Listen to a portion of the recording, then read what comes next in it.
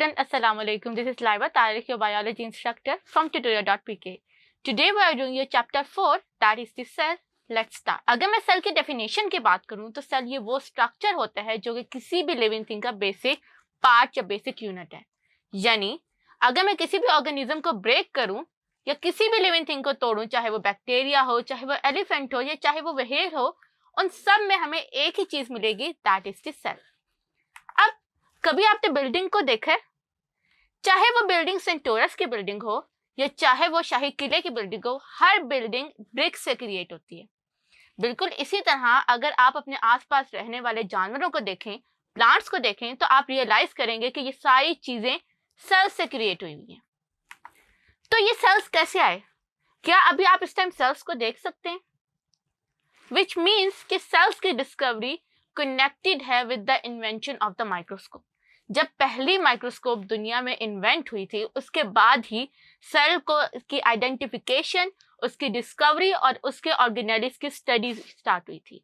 सो जब भी हम सेल की डिस्कवरी की बात करेंगे, सेल के अंदर स्टडीज की एडवांसमेंट की बात करेंगे, तब हम लोग लेटेस्ट बायोटेक्नोलॉजी की बात करेंगे।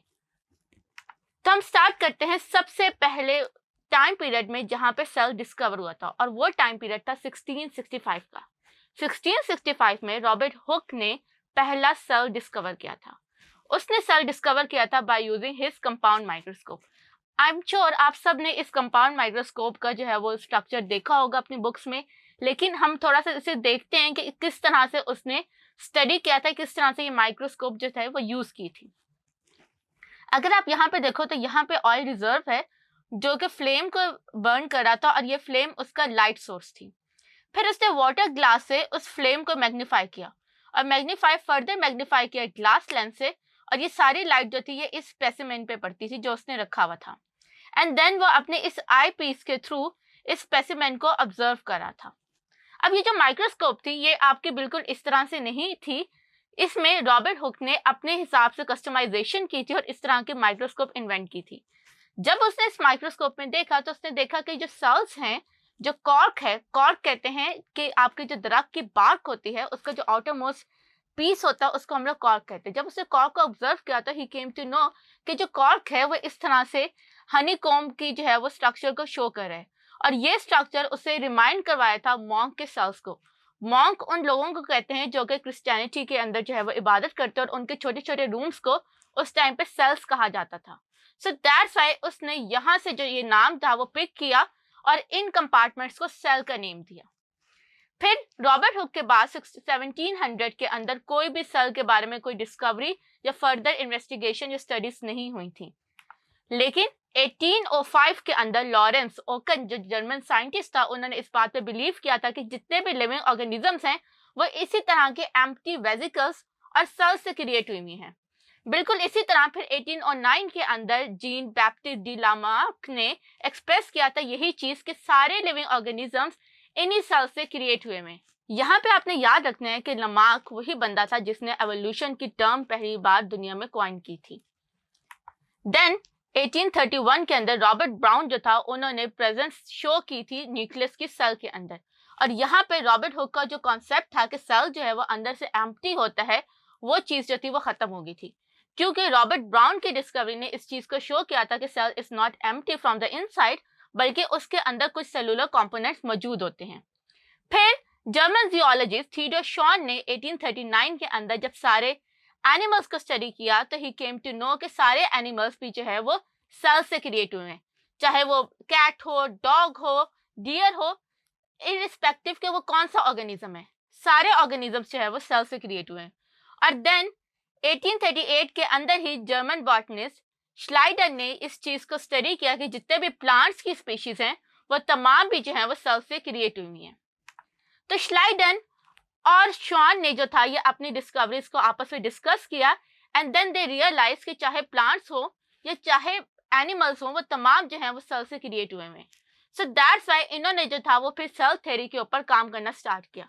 जब इन्होंने सेल थ्योरी के ऊपर काम करना स्टार्ट किया तो फिर इन्होंने कुछ ऐसे पॉइंट्स जो थे वो सामने लाए दुनिया के सामने, जिसको हम लोग सेल थ्योरी कंसीडर करते हैं। अब फिर आगे फर्दर सेल थ्योरी के जो पहले दो पोस्टुलेट्स थे उसके अंदर श्लाइडन और शॉन का बहुत ज्यादा कंट्रीब्यूशन था। लेकिन जो तीसरा पॉइंट था वो तीसरा पॉइंट 1855 के अंदर रुडोल्फ विर्को जो कि जर्मन फिजिशियन था उसने प्रेजेंट किया था।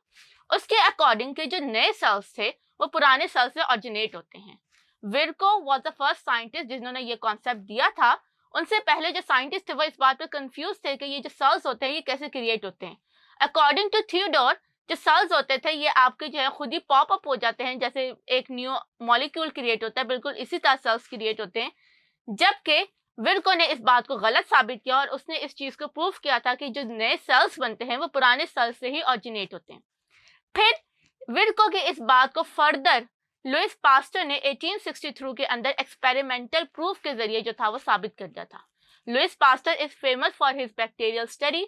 तो जब उन्होंने बैक्टीरिया को स्टडी किया था तो उन्होंने रियलाइज किया था कि ये जो बैक्टीरियाज होते हैं ये अपने आप को डिवाइड करते हैं थ्रू बाइनरी फिशन, और क्योंकि बैक्टीरिया सेल्स से क्रिएट हुए हैं तो इसीलिए बैक्टीरिया की तरह सारे सेल्स जो हैं वो भी डिवाइड होते हैं और नए सेल्स क्रिएट करते हैं। एंड देन ऑगस्ट वाइसमैन 1880 के अंदर उन्होंने इस बात को प्रूव किया था कि तमाम लिविंग थिंग्स का जो सेल्स हैं वो एक ही ओरिजिन से क्रिएट हुए हैं, क्योंकि सारे सेल्स जो हैं उनमें सिमिलैरिटीज हैं। तो इन तमाम फीचर्स, इन तमाम साइंटिफिक कंट्रीब्यूशन को सामने रखते हुए हम लोगों ने सेल थ्योरी को जो था वो फॉर्मुलेट किया। सेल थ्योरी बेसिकली एक्सप्लेनेशन थी कैरेक्टरिस्टिक्स से सेल के, कि सेल कहाँ से आते हैं, सेल कैसे बनते हैं और सेल्स जो हैं वो क्या काम कर सकते हैं।